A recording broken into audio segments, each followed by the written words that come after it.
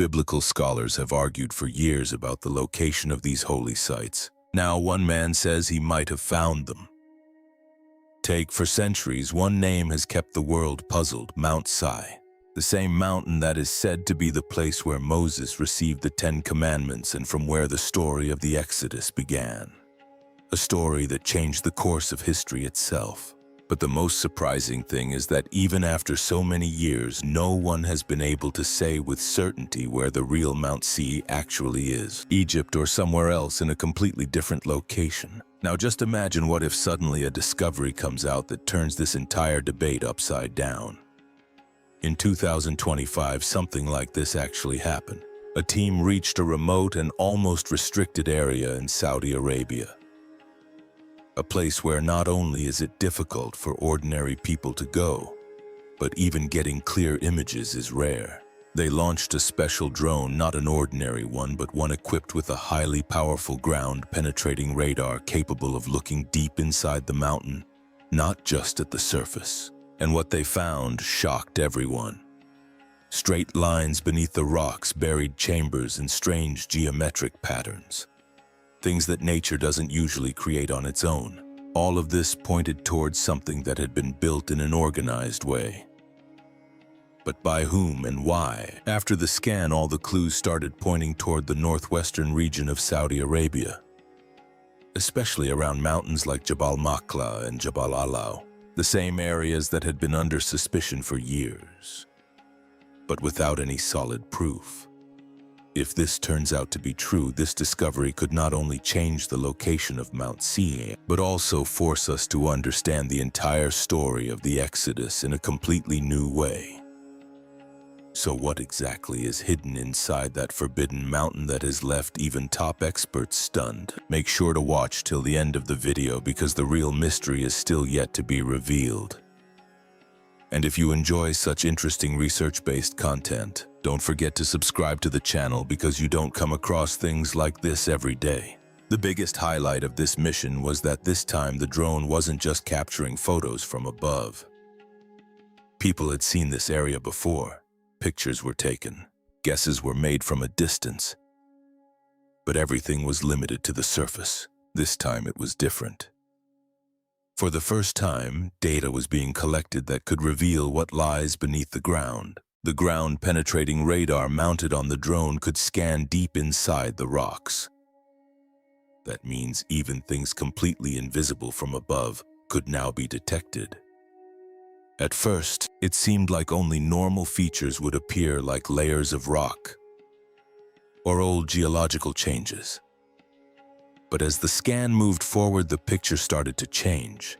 Not just the surface, but even below it, something unusual began to appear. In some places, there were straight lines. In others, empty spaces like small buried rooms.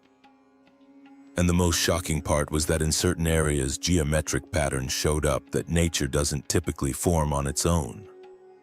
Looking at all this, it felt as if something had once been built there, and over time it had been buried beneath sand and stone. When this data was examined more closely, one particular area kept coming up again and again. All the signals were pointing toward northwestern Saudi Arabia. Especially two mountains kept appearing repeatedly: Jabal Makla and Jabal al-Law. Interestingly, some people had suspected these places even before, but no solid evidence was ever found. Because of that, the discussion never really moved forward.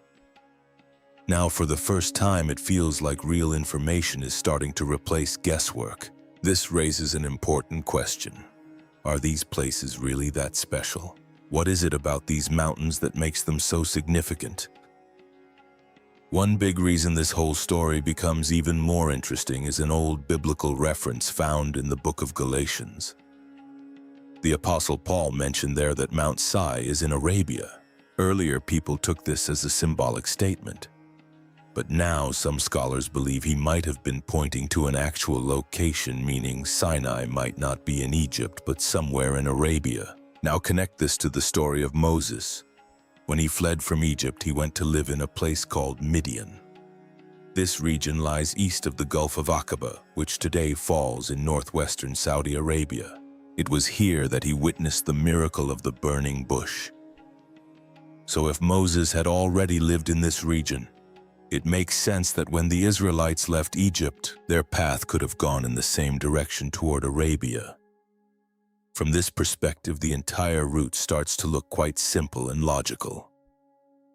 Leave Egypt, cross the sea, and then move toward Arabia. And it's not just religious texts. There are also physical clues on the ground pointing in the same direction. On peaks of mountains like Jabal Al, some rocks appear blackened on the top as if they were once scorched by intense heat, while nearby mountains look completely normal. Some people connect this to the scene described in Exodus, where it is said that when God descended, the mountain was covered in smoke and began to tremble. In the same region, another unusual feature is often mentioned: a large rock that is clearly split into two parts. In between, there appears to be a smooth line or channel as if water once flowed through it. What's surprising is that today, this entire area is dry. Yet there are signs nearby suggesting that water once flowed there with force. Some people link this to the story in Exodus 17, where Moses struck a rock and water came out of it to quench the people's thirst. In other words, there are things visible here that shouldn't normally exist in such conditions. And that's exactly what makes this mystery even deeper. When we look not just at the mountain but at the entire surrounding area, the story becomes even more fascinating. If this really is the place where the Israelites once camped, then there should be some signs nearby indicating the presence of a large temporary settlement. And that's what makes this location so intriguing. Right in front of this mountain, there is a massive open plain large enough to easily accommodate thousands of people. The story of Exodus also describes people camping in front of the mountain, and the layout here seems to match that description quite closely. Apart from this, in some places, long lines of stones can also be seen. It looks as if these were placed to mark some kind of boundary. Some believe these could be the same boundaries mentioned in the Bible, where people were warned not to go too close to the mountain. If that's the case, then these stones may not be just ordinary stones. They could be part of some ancient rule or ritual. In the same area, there is also mention of a stone platform. It doesn't look completely natural. Instead, it seems like it was built by human hands. Some people connect it to the altar that Moses is said to have built during the time of the covenant. Nearby, there's also a simple-looking spot that some link to the golden calf incident. And it doesn't stop there. On the surrounding rocks, carvings of cows and bulls have reportedly been found. These engravings remind some people of the time when the Israelites were worshipping the golden calf. Now, if these carvings really turn out to be from that same period, then they won't just be art. They could become evidence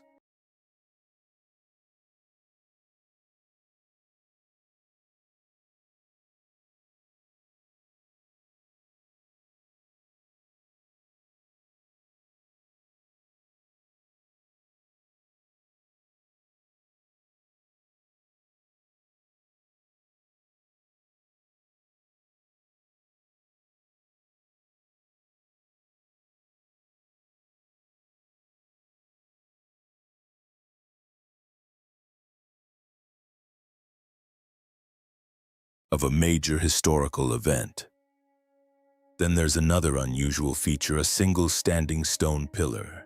Some believe it could be one of the 12 pillars that were set up as symbols of the 12 tribes of Israel.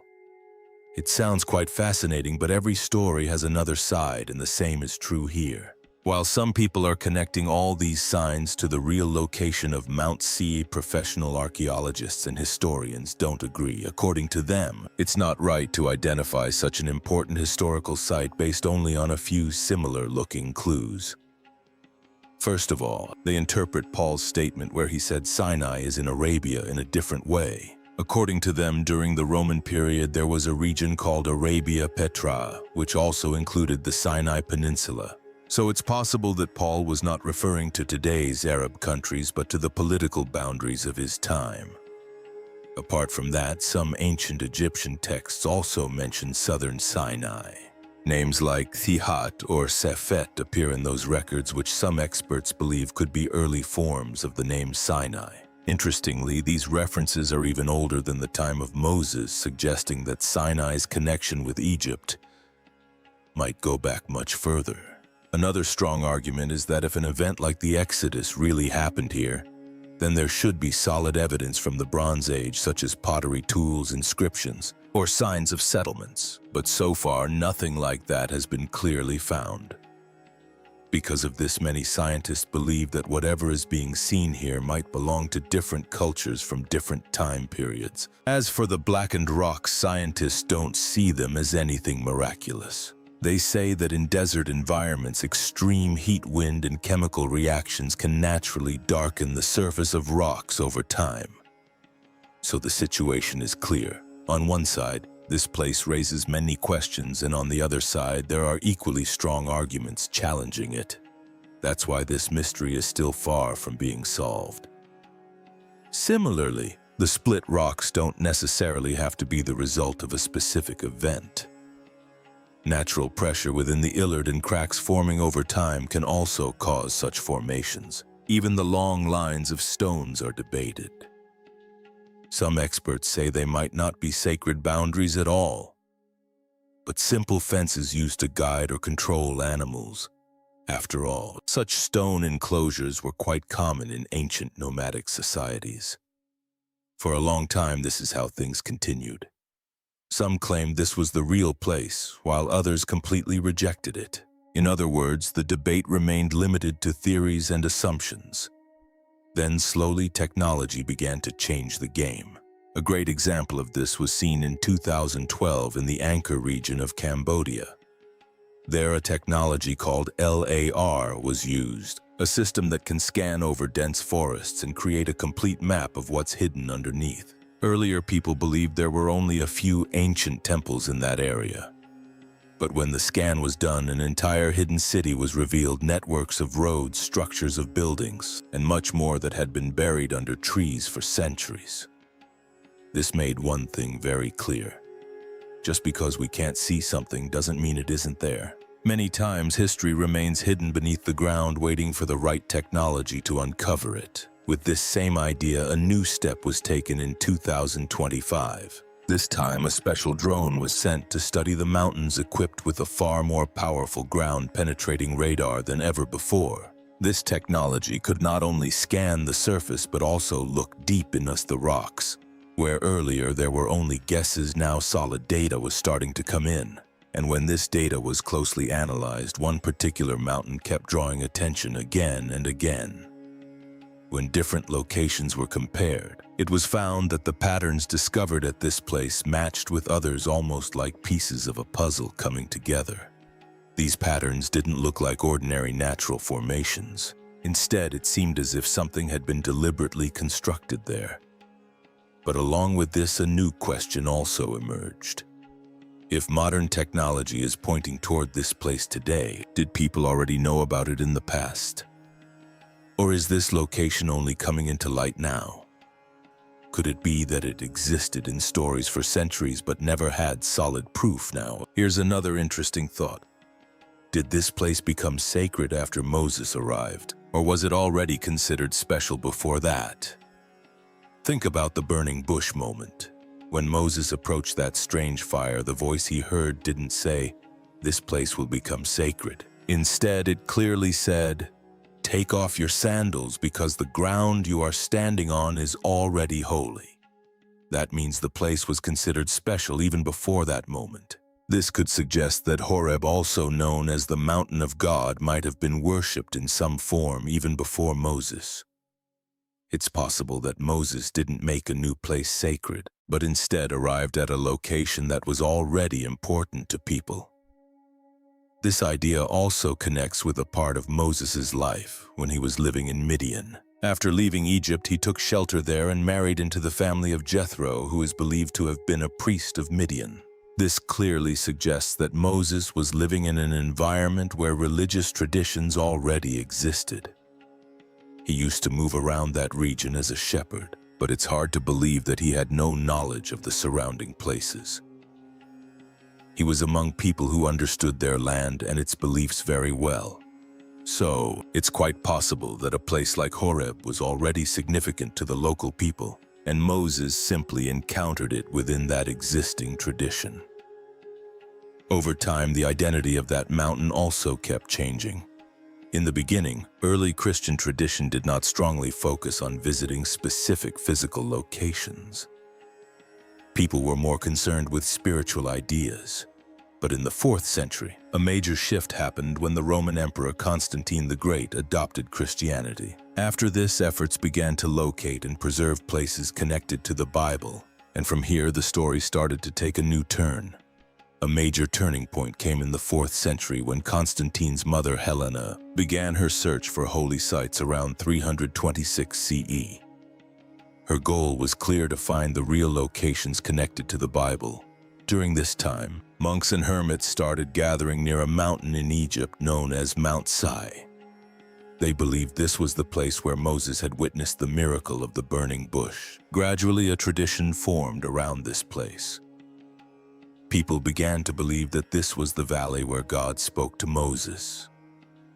Over time, this belief became stronger. By the 4th century, a small community of monks had already settled there. They would share the story of this place with visitors and keep alive the memory of the bush they considered sacred. Then in the 6th century, another major step was taken. Emperor Justinian I ordered the construction of a fortified monastery here. Today it is known as St. Catherine's Monastery. This place became not just a religious center but also a major hub of knowledge. Its library preserved very ancient biblical manuscripts and early Christian writings, and it is considered one of the oldest libraries in the world. This is also where the Well of Moses is said to be, a place where it's believed Moses first helped the local people. But from here a big question arises. If the Israelites really stayed near a mountain, camped there, and lived there for almost a year, then why don't we find clear evidence of it? Why don't we see any city walls or solid structures? The answer lies in their way of life at that time. The Israelites were not a settled civilization. They were not city builders. They didn't have permanent houses, temples, or fortifications. They were a nomadic society, shepherds who lived in tents with their families and tribes moving wherever they found water and grazing land. According to the Bible, they stayed in one place for about a year. But from a historical perspective, 1 year is a very short time, especially when nothing permanent was built. Because of this, the traces they left behind would have been very light. Experts say that such nomadic groups usually leave behind 4 types of traces, and over time these traces disappear quite easily. If such people stayed somewhere, they would leave signs. But the problem is, these signs don't last long. The first type, fireplaces for cooking. They would arrange small stones in a circle. But after some time, the wind blows away the ash. Rain and time scatter the stones and animals trample over them. After a few seasons, everything is gone. The second, post holes from tent poles. These are so small and faint that they are hard to identify. Over the years, soil, wind, and sand fill them up, and slowly they disappear completely. The third, broken pottery pieces. Nomadic people carried very few belongings, so even their pottery was limited. When it broke, the fragments scattered around. Over time, they mixed with pieces left by other groups, making it almost impossible to tell which belonged to whom. The fourth, waste or latrine pits. In open areas, organic material decomposes quickly. In deserts, this process is even faster. Bacteria, insects, and time work together to erase everything. After a few thousand years, nothing remains visible. And the biggest factor is the desert itself. Here, sand is constantly shifting. Strong winds cover everything, and over time, all traces disappear. The desert simply doesn't allow things to last for long. So even if a nomadic community stayed there for some time, it's completely possible that their traces gradually vanished. The simple point is, just because evidence isn't visible doesn't mean nothing ever happened. Sometimes history remains hidden beneath the ground. Now another big question comes up. If an event as massive as the Exodus really happened, wouldn't Egypt have recorded it? It sounds reasonable, but there's something important to understand here. Most ancient Egyptian records were not created to tell complete history, but to display power and glory. In other words, they didn't present the full truth. They were more like tools of image building. Their inscriptions and monuments usually highlighted the victories, strength, and greatness of the pharaohs. Defeats, weaknesses, or embarrassing events were often deliberately left out. So it's possible that if an event did happen, something that didn't reflect well on Egypt, it may simply not have been recorded. That's why even today there are more questions than answers in this whole matter. If you look at history, there are many instances where Egypt didn't record things that weren't favorable to them. Take the example of the Hyksos, a foreign ruling group that once controlled a large part of Egypt. Later they were driven out, but there are very few direct records from that period. Most of what we know comes from later accounts or other sources. Another clear example is Akhenaten. He was the pharaoh who abandoned the traditional gods and introduced a new religious system. But after his death, later rulers almost erased him from history. His statues were destroyed. His name was removed, and it was as if he had never existed. These examples show one thing clearly. Egypt did not record everything, especially events that could damage its image. Now think about it. If something like the Exodus really happened, where a large number of slaves escaped, disasters struck, and the army suffered losses, it would have been a huge embarrassment for Egypt. In such a case, the absence of records is not surprising at all. There are also many cases in history where an entire society seems to disappear suddenly. But in reality, they don't vanish completely. They just lose their identity. A good example of this comes from 722 BCE, when the Assyrian Empire conquered the northern kingdom of Israel. This is where the story of the 10 lost tribes comes from. The Assyrians had a specific strategy. They would remove conquered people from their homeland and settle them in distant regions. The goal was simple: scatter them so much that they gradually forget their language, customs, and identity. When a community is separated from its roots and mixed into different places over time, its distinct identity begins to fade. Something similar happened with those 10 tribes. They were relocated to different regions where they blended in with local populations. Some adopted new languages, others new customs, and slowly their original identity became blurred. So these people didn't completely disappear. They just became part of other cultures under different names. Now, if we connect this idea to the story of the Exodus, an interesting similarity appears. During that time, the Israelites left Egypt and moved into the desert.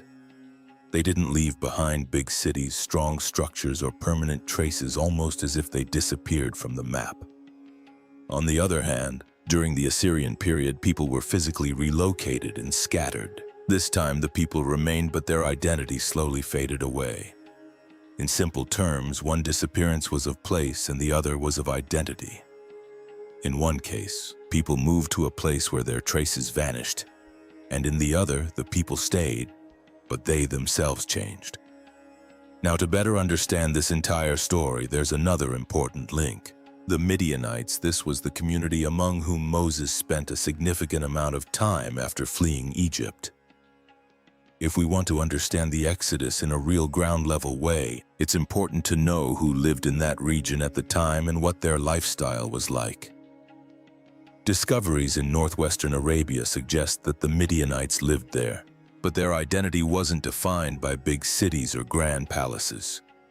They lived in small temporary camps and didn't stay in one place. They kept moving based on seasons and needs. Their camps were often set up near water sources or trade routes. One clear sign of their presence is their pottery. These weren't ordinary vessels. They had red or brown designs with light-colored geometric patterns painted on them. These pottery pieces have been found in different locations, suggesting that the Midianites moved across a wide area while still maintaining a distinct identity. Along with this, excavations have also revealed copper-related remains like slag left after smelting and broken parts of furnaces. This shows that they weren't just herders but were also involved in copper work. So the Midianites were not just wanderers. They were in a way an organized society that knew how to use their resources effectively. Animal bones also support this picture. Remains of sheep, goats, and cattle indicate that the people living there depended largely on livestock. At the same time, small water collection systems have been found, like stone pits or channels used to gather rainwater or seasonal runoff. It's clear that they had learned how to survive in a dry environment. Interestingly, most of these findings are dated to around the 15th to 13th centuries BCE. And this is the same period that is often associated with the Exodus. This raises another question. Did this mountain become important after the Israelites arrived, or was it already significant before that? Some people believe the answer might be hidden in its name. One theory suggests that the name Sinai could be linked to the ancient Mesopotamian moon god Sin. In those times, high mountains were often associated with the sky or with deities. Another view is that the name might come from a Hebrew word meaning thorny bush, the same kind of bush that appears in the story of the burning bush. Some also connect it to an old name for the desert itself, reflecting the identity of that region. So, regardless of how the name came about, one idea keeps coming up again and again. This place may have already been considered special in some way. Some physical evidence also seems to support this idea. Stone platforms and structures have been found here that don't look natural. Some believe these could have been ancient altars or places of worship. Nearby animal bones have also been discovered, suggesting that some kind of communal or ritual activity may have taken place there. As for the burning bush, it can also be explained in a natural way. Thorny desert plants like acacia contain oils that can catch fire under extreme heat, or sometimes due to lightning. So some things may appear miraculous, but they can also have natural explanations. And that's what makes this entire mystery even more fascinating. For someone witnessing it, such a fire could feel very unusual, especially if the bush doesn't completely burn away, but just appears to be on fire. But in desert regions, lightning strikes or sudden fires in dry conditions are not uncommon. Now, when we connect the whole story together, the picture slowly starts becoming clearer. On one side, we have modern technology, drones, and ground-penetrating radar bringing hidden things from beneath the ground into view. On the other side, we also understand how people lived back then, nomadic, without permanent homes, without walls. In such a situation, it's completely natural for their traces to disappear over time. Even Egypt's silence becomes a clue in itself. If something happened that went against their image, it wasn't considered necessary to record it. History has many examples where entire communities seem to suddenly disappear. But in reality, they move somewhere else or blend into other cultures. Take the 10 lost tribes, for example. They didn't just vanish into thin air. Over time, they spread into different regions, mixed with other people, and their identity slowly changed.